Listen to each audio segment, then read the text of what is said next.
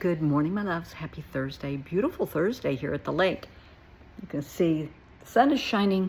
The birds are singing. Well, if I had the windows open, you could hear it. We're not going that far, but it's a pretty day. High today's in the 60s. Saturday, we go back up into the 70s. Later next week, we're back in the 80s. Life is normal in Arizona. So, as you know, I encourage people, if you have a question, shoot me a DM. If you have a topic you want me to discuss, shoot me a DM. I am happy to help if I can. For the DMs, generally, I answer them through a video. Once in a while, we'll text back and forth.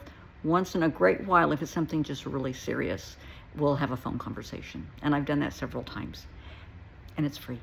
I just do this. One question, it's not that big a deal. It takes 10 minutes. If it's going to bring somebody peace of mind or help them get through something, I am happy to help. My services, however, are not free. Let me get that out there. So I got a DM from a young person, college-age person, that is struggling with issues with their parents. I think this is pretty normal because we start separating from our parents when we're, from about age 13 forward, we start individuating.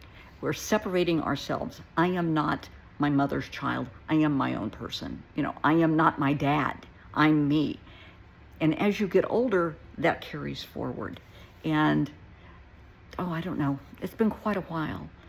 I had talked to somebody that had a similar issue, and their family wanted them to go into the family business, and they really didn't want to. They had no interest. And broke the family's heart, broke mom and dad's heart. This was, going to be a tradition, 3 generations. And the kid just said, not going to happen. No. Went out of state to college to separate himself from the situation. And yeah, it hit the family hard. It wasn't a good time for them. They went back over Christmas a couple of years later. And the dad was a plumber or electrician, I can't remember. Anyway, they had an emergency call over the holiday. And the dad said, just, you want to come with me? And the guy said, why not? Nothing else to do. So we went, and he was helpful. And he was actually interested. And the engineering courses that he had taken were paying off. And he called me when he got back, and he said, I might actually move back and do this. Imagine that. He just has to do it in his own way, in his own time. So that's cool. Just if your child isn't going down the path that you think is right for them, they're not following in your footsteps, they're not fulfilling your dreams, honey, it's their life. Let them live it. If they are over the age of 18, under the age of 18, sorry, mom and dad's house, mom and dad's rules. For this individual that reached out to me, they are having a lot of trouble respecting their parents. They told me a little bit, just little snippets, and I understand what they're saying. I do. So this is going to that person that sent me the DM. Hey, sweetie, I got your DM. I understand what you're saying, that your parents are strict. They're, as you said, they're real hard asses. They always have been, their way or the highway. A lot of people are just that way. A lot of parenting, I was telling somebody the other day, parenting is for the most part a learned behavior. They learned to parent from their parents, who learned from your grandparents. So it's just been handed down. So look at your grandparents and how they behaved. And that will give you insight as to mom and dad, okay? I'm not defending anybody, I'm just explaining the situation. So when you become a parent, you're going to automatically know, well, my mom did this, my dad did this. Do I want to continue that behavior? And in your family that you were telling me about, your dad is really, really strict. He has a bad temper. He can be violent. He can be explosive. He can be full of rage. He can be very cold and heartless. So here's what I want you to think about. You said you had no respect.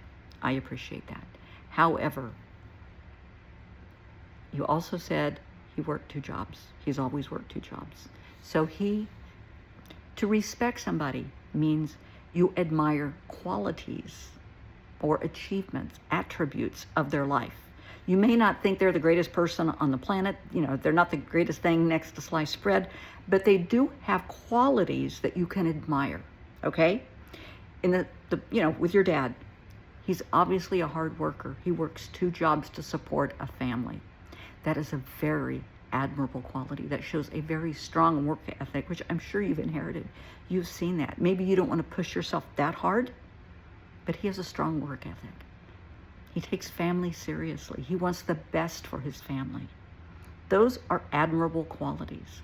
Those are qualities you can respect. You know, he put his family first. That's respectable. I respect that.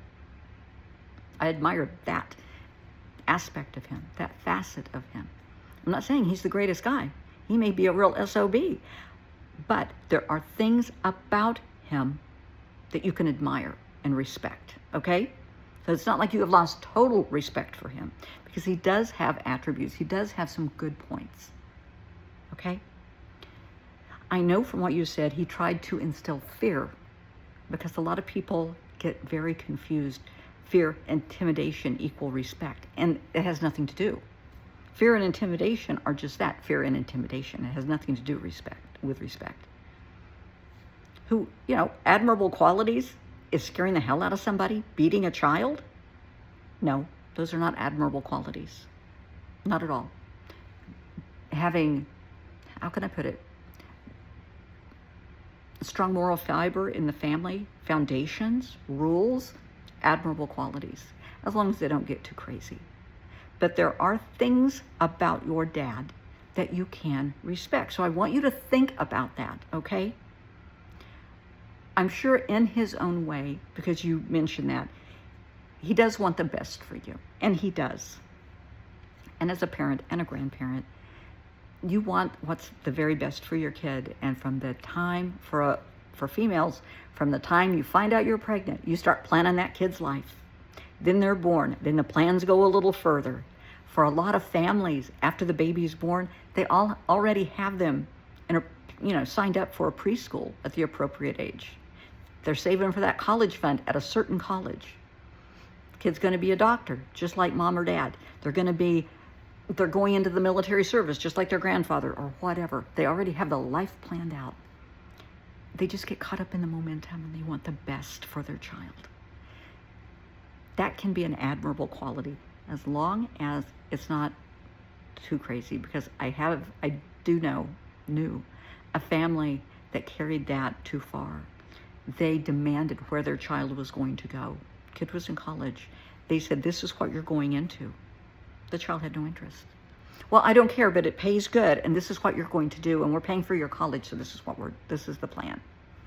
So the child took the courses. It's totally miserable. In college, part of the college scene, as you know, are going to frat parties, going to the football games, going to, just different things that you do. It's part of the college experience, socializing, discovering who you are and your beliefs. That may be different than your parents. And this family, no, that's not tolerated. You are not allowed to do anything. You come home every weekend and you hit the books. No dating. 20 years old. No dating. No, you have time for that later. You do this. You focus on this. Well, the young man met somebody and fell in love. Parents had a cow. Total meltdown. No, this isn't going to happen. You are not to talk to her. You're not to see her. Change your schedule if you have to. They just exploded. Very long story short, the child took his life. He couldn't handle the pressure. He wasn't allowed to be himself. They were suffocating him. They had his life planned out, but that's not the life he wanted. I see that frequently. It's hard being a parent. When my son was little, he wanted to go into oceanography. We lived in Kansas. Honey, there was no ocean nearby. But I supported that, absolutely, positively. Then he was going to go into sports training. Great, let's do it. He had a golf scholarship, brilliant golfer, and this is what he wanted to do. I was a nurse, surgical intensive nurse. He didn't want to be a doctor, but he wanted to do this. Fantastic. I sent him to sports camps. I did everything, that needed to be done. He went to college and took a completely different major. He's happy. He's very successful. He has nothing to do with sports, other than he plays golf as often as he can. It's him. It's his life. And that's all I want for him, is to be happy. Your parents, they want the best for you. They do. They're going about it wrong, but they love you in their way.